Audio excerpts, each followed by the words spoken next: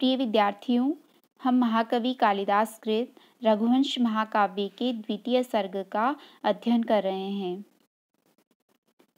नंदिनी से संतान प्राप्ति रूप अपना अभीष्ट वर प्राप्त करने के पश्चात महाराज दिलीप अपने गुरु महर्षि वशिष्ठ के आदेशानुसार धर्मपत्नी सुदक्षिणा सहित वशिष्ठ आश्रम से अपनी राजधानी अयोध्या वापस लौट आते हैं। प्रजा अपने राजा का स्वागत करती है। प्रस्तुत पद्य में राजा दिलीप द्वारा प्रजा के अभिनंदन को स्वीकार करके प्रशासन कार्य पुनः प्रारंभ किए जाने का वर्णन है।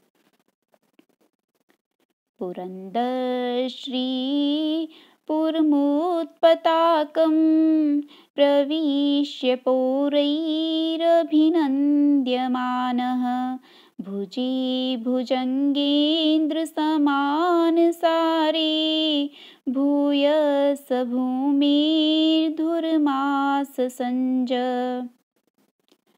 पुरंदर श्री पुरम महलंत हो जाएगा, वो निकलेगा उत्पताकम। प्रविश्य पौरई रका विसर्ग हो जाएगा, निकलेगा अभिनंद्यमानः। भुजे भुजंगेन्द्र समान सारे भूयः सह भूमेः रका विसर्ग हो जाएगा, ऋत्व विसर्ग संधि है। धुरम महलंत हो जाएगा, निकलेगा आससंज। अन्वय है पुरंदर श्री सह पौरई अभिनन्द्यमानः उत्पताकं पुरं प्रविश्य भुजंगेन्द्र समान सारे भुजे भूमेः धुरं भूयः आससंज। पुरंदर श्री, पुरंदर इंद्र का पर्याय है। श्री का अर्थ होता है शोभा। पुरंदर श्री इंद्र के समान शोभा वाले। सह उसने, उस राजा दिलीप ने। सह सर्वनाम शब्द राजा दिलीप के लिए प्रयुक्त हुआ है। कैसे राजा दिलीप ने पुरंदर श्री इंद्र तुल्य शोभा वाले सह उस राजा दिलीप ने पौरई पुरवासियों के द्वारा, पुर का अर्थ होता है नगर, पौर पुरवासी नगरवासी, तृतीया का बहुवचन है पौरई, नगरवासियों के द्वारा अभिनन्द्यमानः अभिनंदित होकर उत्पताकं पुरं प्रविश्य। उत्पताकम् उद्गतः पताकः यस्य तम उत्पताकम्। ऊंची ऊंची पताकाओं वाले पुरम प्रविश्य, पुरम नगर में, प्रविश्य प्रवेश करके। कैसे नगर में प्रवेश करके? पुरम का विशेषण है उत्पताकम। ऊंची पताकाओं वाले पुरम प्रविश्य नगर में प्रवेश करके भुजंगेन्द्र समान सारे भुजे, भुजंगेन्द्र समान सारे। भुजाभ्याम गच्छति इति भुजंगः। भुजग भुजंग भुजंगम ये तीनों शब्द सर्प के पर्याय है। भुजंग यानी सर्प। भुजंगानाम इंद्रः भुजंगेन्द्रः। सर्पों का राजा शेषनाग होता है, अतः भुजंगेन्द्र शब्द शेषनाग का वाचक है।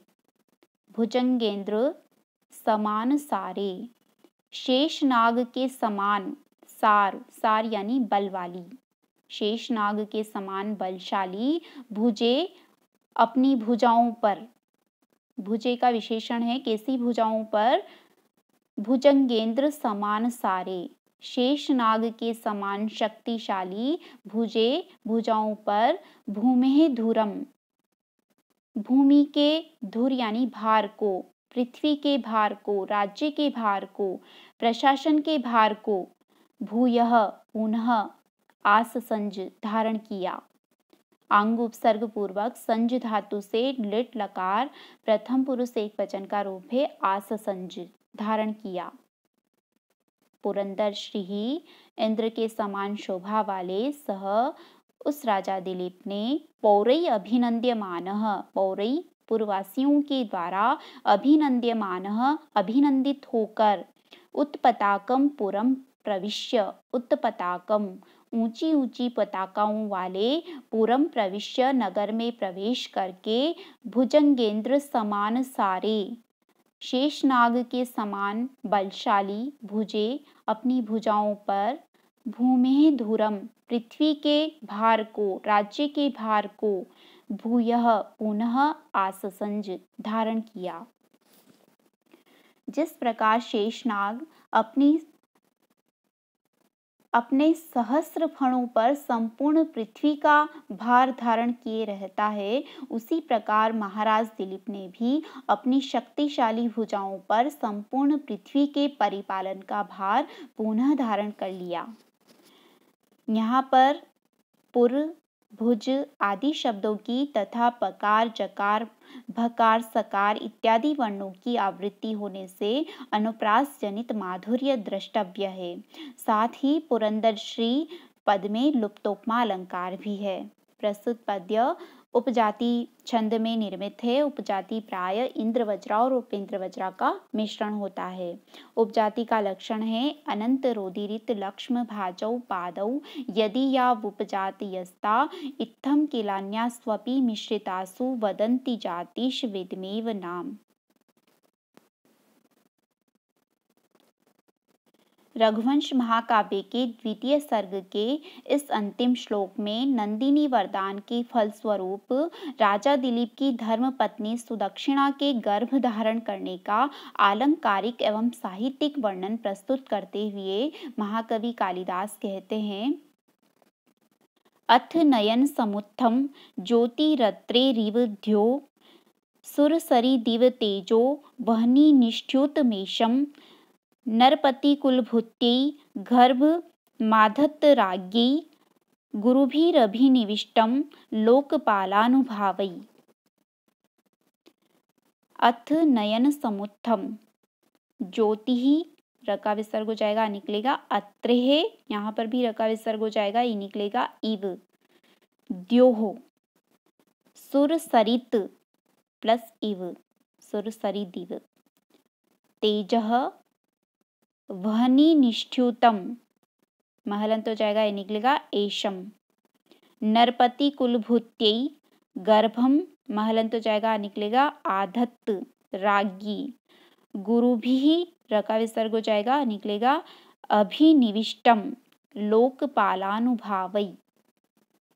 अन्वय अथ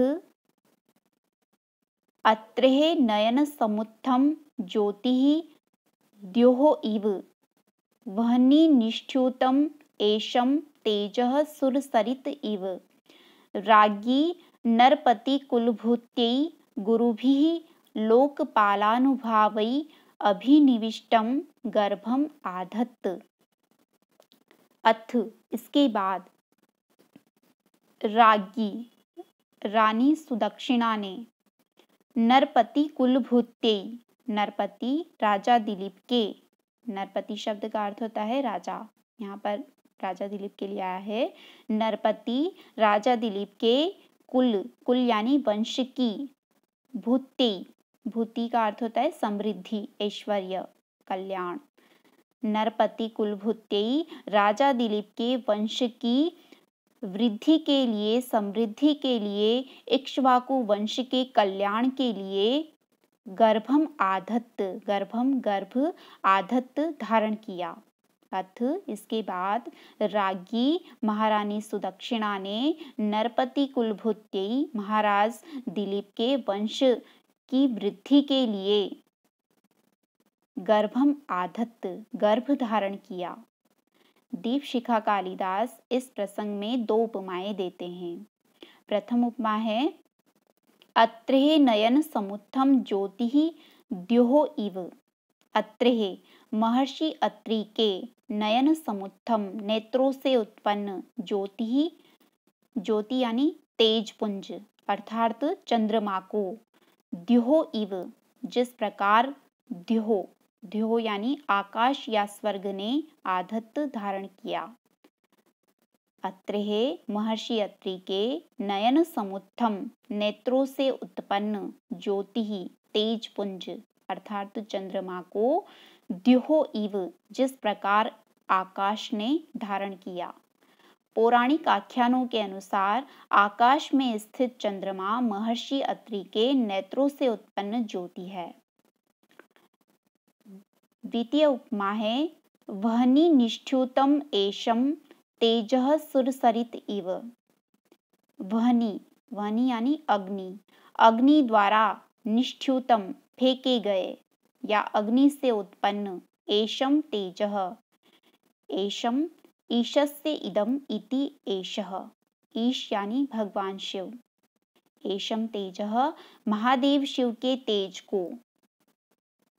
कैसे महादेव शिव के तेज को? वह्नि निष्ठ्यूतम, अग्नि से उत्पन्न महादेव शिव के तेज को सुरसरित इव। सुरसरित, सुर का अर्थ होता है देवता और सरित यानी नदी, सुरसरित देव नदी गंगा। इव, इव यानी समान, उपमावाचक है यहाँ पर। वह्नि निष्ठ्यूतम एषम तेजः, अग्नि द्वारा प्रक्षिप्त महादेव शिव के तेज को, तेज यानी वीर्य को, महादेव शिव के वीर्य को, शिवपुत्र स्कंद को, सुरसरित इव, जिस प्रकार देव नदी गंगा ने धारण किया।